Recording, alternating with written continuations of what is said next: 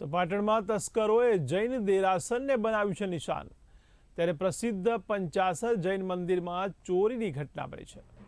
ત્યારે ચોર દાન પેટી તોડીને રોકડ રકમ ચોરી ગયા હતા। ત્યારે રાત્રિ દરમિયાન તસ્કરોએ ચોરીને આપ્યો હતો અંજામ।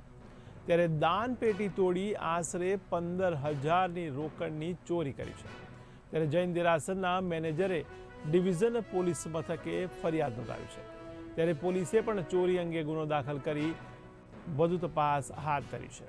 તો મહત્વના સમાચાર કહી શકાય ત્યારે જૈન મંદિરમાં ચોરીની ઘટના બની છે પાટણમાં। ત્યારે પાટણમાં તસ્કરોએ જૈન દેરાસરને નિશાન બનાવ્યું છે।